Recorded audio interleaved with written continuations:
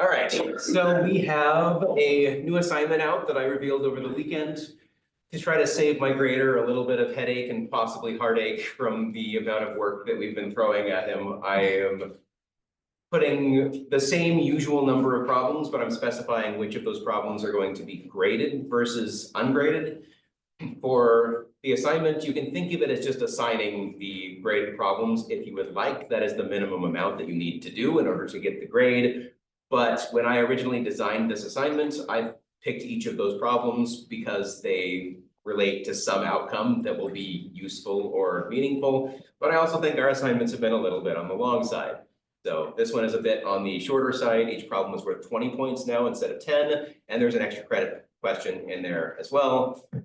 So that is due a week from Wednesday. We have a little bit of time to get that in. It'll be hopefully a little bit slower pace than we've been sprinting since the beginning of the quarter.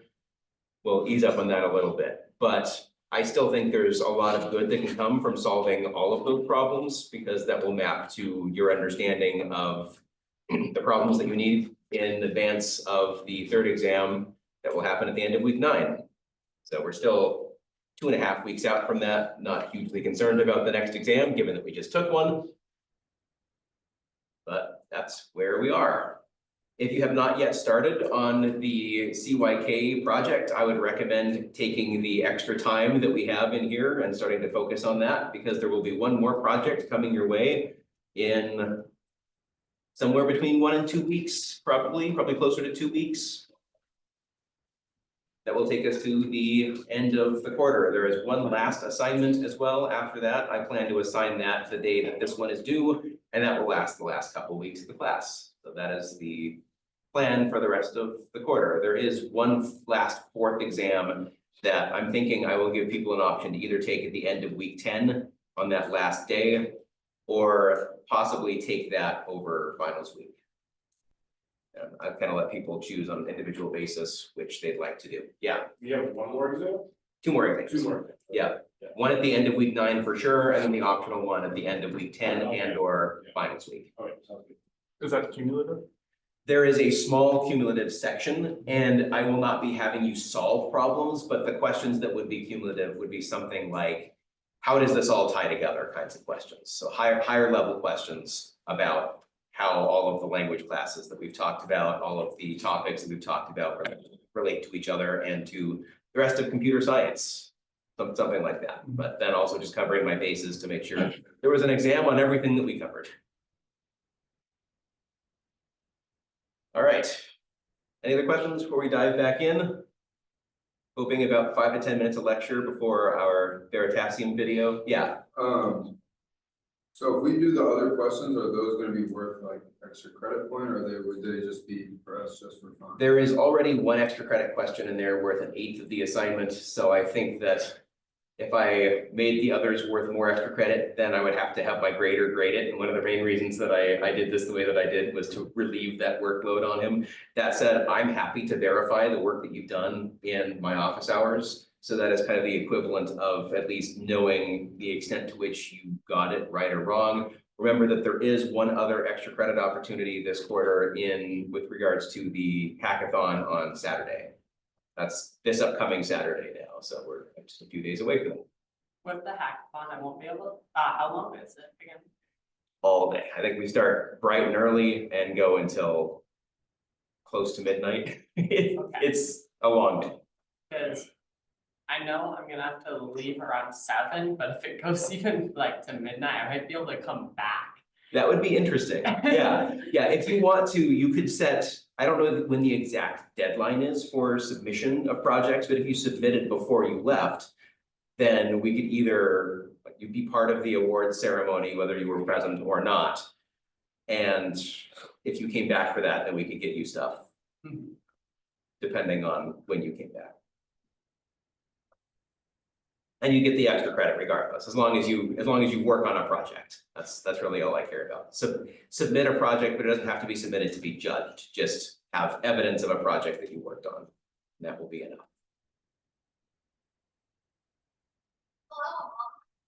I agree.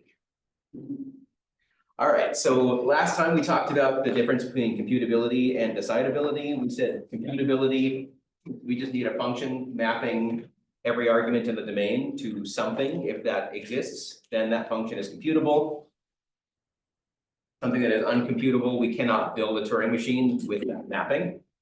Decidable is for yes and no answers. So computable, function mapping inputs to outputs for every possible input in the domain.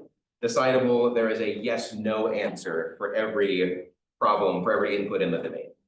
Undecidable just says there's no Turing machine that can create that mapping.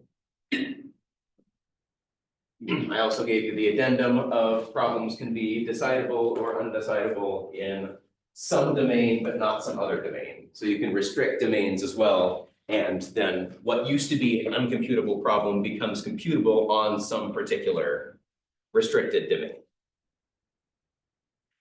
From here, we're going into the halting problem, which is another of the more confusing aspects of computer science. I think that this might be the, people have to let me know if I'm correct in this for you personally or not, but it's up there with the pumping lemma in terms of complexity without being that difficult. I'm not going to ask you to solve problems with regards to the halting problem, but in terms of just understanding exactly what's happening, machines that use machines that use machines, the proof is a bit complicated. But the goal of the halting problem is just to determine if a program can exist that takes as input a machine string pair and then can return yes or no. That machine goes into an infinite loop or halts, one or the other, on that particular input string.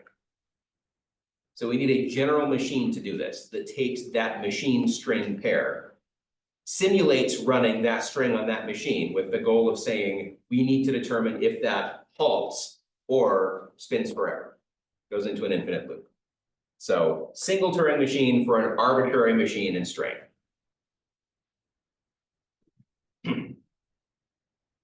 I've already said that it is impossible, but we should start with the proof by contradiction.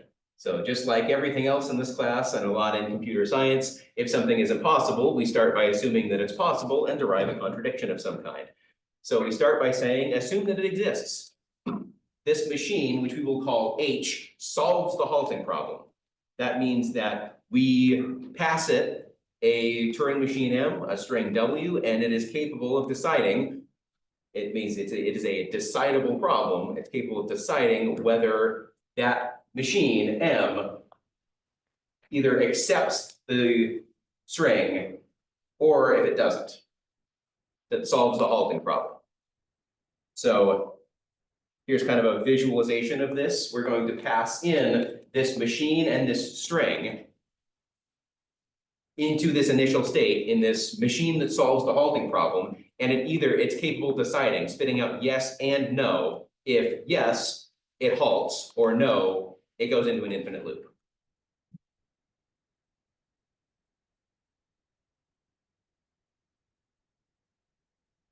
We're going to now make a very small change to this machine. Assuming that it exists, then we can do things to this machine that we could do to any Turing machine. So we're going to make a change and call this resulting machine H loop. If we reach the output state where we decide, yes, this machine accepts or rejects this string, but halts, then this machine H loop immediately enters an infinite loop that we define. So when H terminates, H loop goes into an infinite loop. So it looks kind of like this. Make sense? We can just make an infinite loop. Instead of terminating the program, you can imagine doing this in your own program. You write a program that spits out yes or no, and well, if it spits out yes, now instead of terminating the program, just immediately go into a while true loop and put nothing in that. So it just spins forever. So now we have two machines, well, we have three machines defined so far. We have the machine that solves the halting problem, called H. We have the machine that goes into an infinite loop if H answers yes, called H loop. And we have the machine that we are simulating on the string W. called M. So 3 machines so far. Any questions about any of those 3 machines? And what they do? All right, to proceed, we need a 4th machine. We're gonna call this H proof. I'm changing the subscript for all of this from what's said in the book to try to variabilize these machines so that they aren't just H hat or H prime or H bar or something that doesn't really tell us what it does. The purpose of this machine is to actually construct the proof for this. So this machine is going to take M, which is the encoding of the input to H, as input, copying it. The goal is just to copy the input, ending in its initial state instead of halting. So instead of terminating, we go back to the beginning of that machine's initial state. After this, it's just going to behave like H loop. So that's the only change that it makes. It's going to duplicate the string and then go back to the initial state. This Turing machine is going to be represented in binary as some string that we're going to call W proof. This is the binary representation of the machine H proof. Except now it's in string form, so we're calling that string W proof.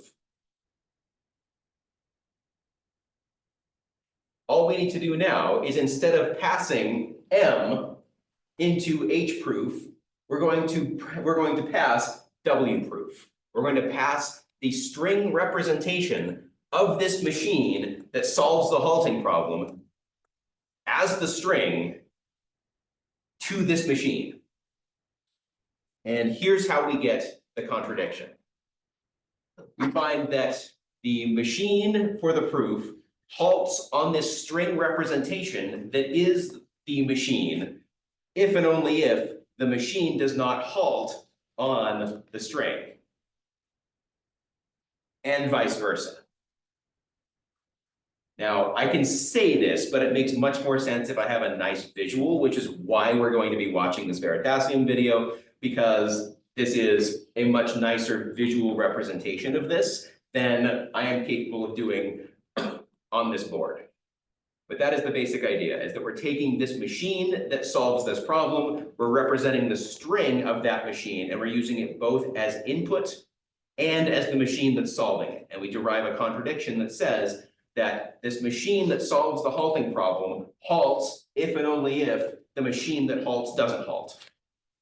If we simulate that machine from within this machine, it will halt if and only if the halting problem machine doesn't halt. And it fails to halt and enters an infinite loop if and only if the machine that accepts the halting problem halts. So we can derive a machine that enters an infinite loop if and only if the halting problem is decidable. It terminates if and only if the halting problem is undecidable. And that's the proof. So let's actually go watch it.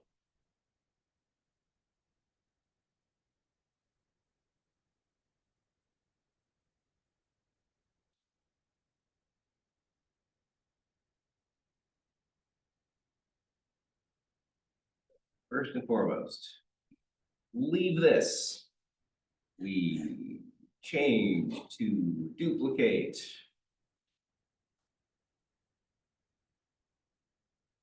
We make sure we have sound. Let's make sure we can hear this lovely advertisement. Oh, yeah.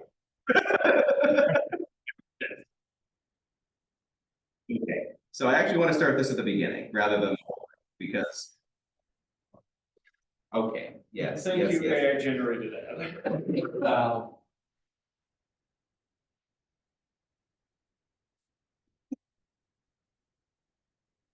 Everyone hear that?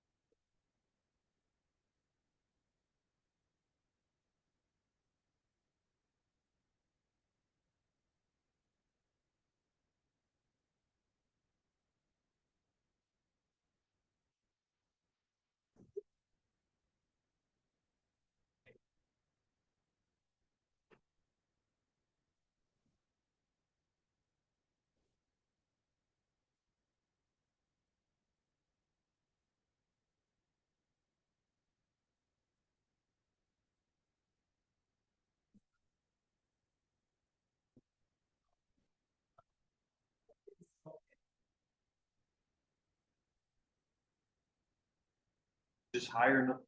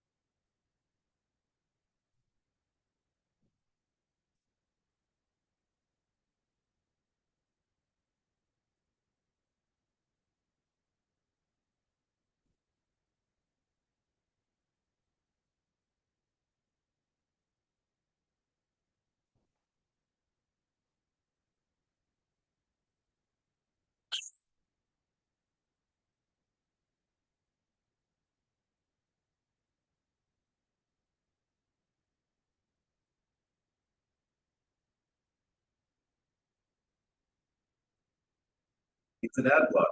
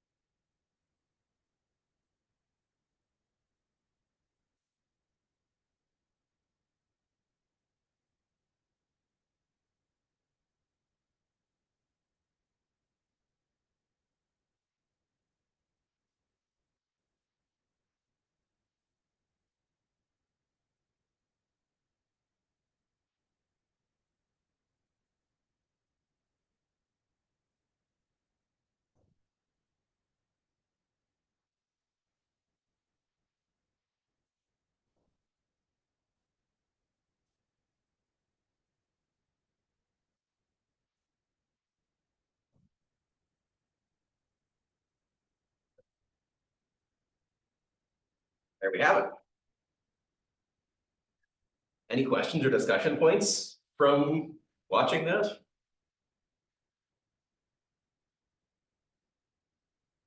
Kind of interesting to see it all come together in that. The holes in the system that we use to make logical inference are in fact what helped invent modern technology. Yeah, While we're discussing it, can you move the video back to the diagram they had of like H plus for the halting problem? yeah.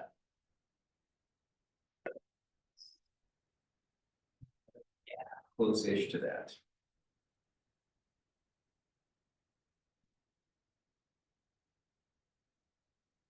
Just before this.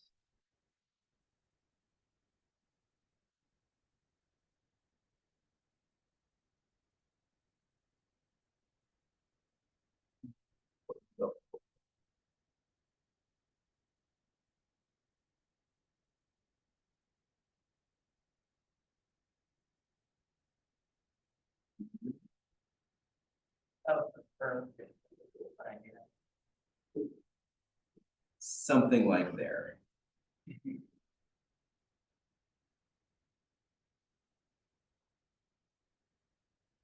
So yeah, basically H plus's job is to simulate what H plus would do on its own input as both machine and string. We feed the description of H plus to H plus as both machine and string. So will H plus accept H plus?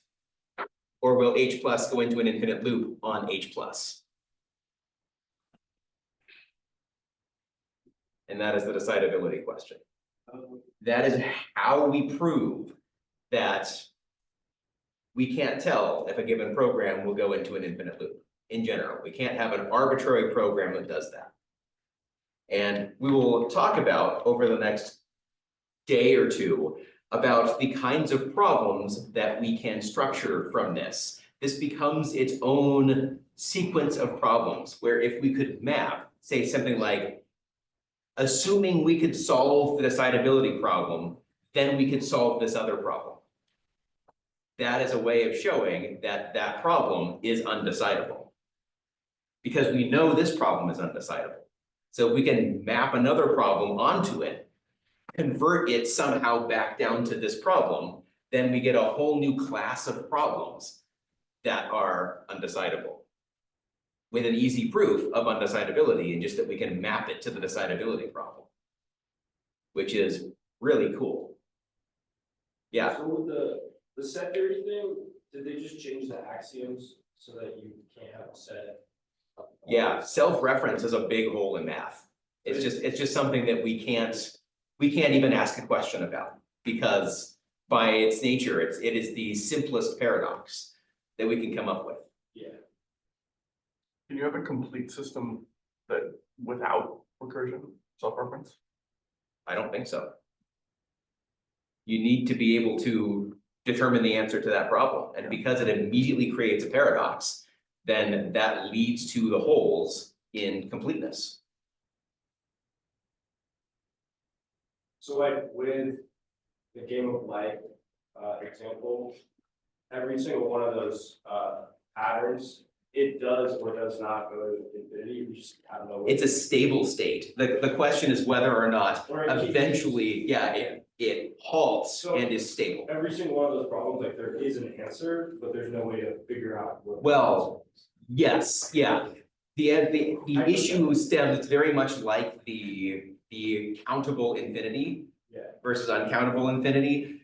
If it's going to terminate, we can tell that it's going to terminate in some finite number of steps. Yeah. But given that we are n steps into it, the question is, has it terminated yet? If it has, then we have an answer. If it hasn't terminated yet, will it terminate? We still don't know. It needs an infinite amount of time to be able to determine whether the system will reach a stable state or not. So we can answer yes, but we can't answer no, Right. which makes it recursively enumerable. That idea maps directly to that language class that we've talked about, where we can answer one or the other, but not both.